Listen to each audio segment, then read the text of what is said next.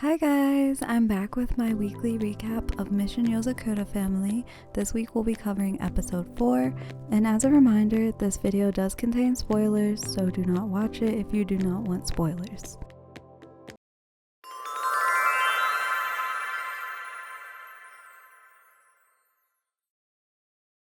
This episode begins in a funny way with Mutsumi cooking dinner and Tayo walking in asking for help putting on a bra, which she freaks out about, but then he tries to tell her it's for a disguise, and that is confirmed when Kengo walks in the room, also disguised as a female. Then we see Tayo walking with Shinzo, and he's telling him about his mission that he's going on, where he's going to retrieve the plate for some counterfeit money. After that, Tayo and Mutsumi go to school, and Tayo catches a baseball without even looking at it and throws it back, and that makes him look a little suspicious, so Mutsumi tells him that he needs to chill with the spy stuff because he's making too much attention for himself. After that, she asks if he will help her when they get home with a task, and when they get home, he sees that she is doing a ton of paperwork and she's so fast.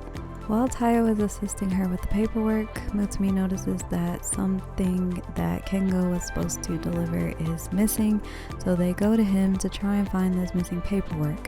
When they arrive in his room, they find him buried in a pile of disguises, and when he finally pops out, they see that he is butt naked.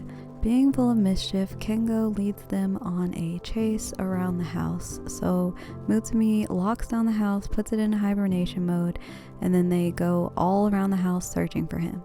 Meanwhile, Shinzo is off on his mission, and they cut to him, and we see that he is having a bit of trouble. He achieves his goal of getting the plate, but then he sets off a secondary alarm, which they will circle back to later. While all this is happening, Mutsumi and Tayo are desperately searching the house for Kengo, and they're searching each of the siblings' rooms and coming up empty-handed. The last room that they check is Kyoichiro's, and we see that he has an insane Mutsumi shrine. It is crazy. After they've checked every room, they finally see Kengo pop his head out of a painting. Mutsumi and Tayo run after him, of course, and they chase him down the hall. Tayo and Kengo round a corner at the same time, and Mutsumi loses sight of them, and this is when Kengo takes the opportunity to switch places with Tayo. Unfortunately for him, Mutsumi quickly sees through this disguise because she realizes that he's not acting quite the same as Tayo does. So Kengo drops the disguise and admits defeat, and then they all go searching for the document that he lost together. Tayo ends up finding it, and Kengo and Tayo end up having a little bonding moment where Kengo tells him to call him brother, and he tells him to kind of stop being so formal with him. After this, we get a silly little clip of Kyoichiro discovering a message from Mutsumi telling him to stop putting her picture all over the place. Then the phone suddenly rings, and it is Shinzo, freaking out because he is out of ammunition, and he turns into a huge wimp when he is out of ammo. Mutsumi ends up sending Tayo to deliver some ammo and other goods, and to kind of test out his training thus far. It's clear that Tayo has gotten a lot stronger because he's able to overcome a lot of the obstacles that he faces and defeat some of the bad guys. At one point he uses a stun gun, which there is a flashback of Shinzo giving it to him, and this is a Yozakura gun, so it kind of symbolizes that Shinzo accepts him as a member of the family now.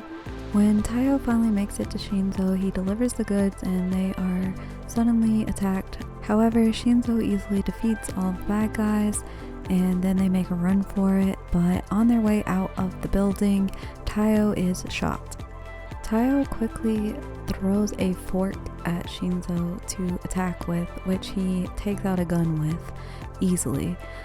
He does this because Mutsumi told him that as long as Shinzo can hold it in his hand and use it as a weapon, then they'll be okay.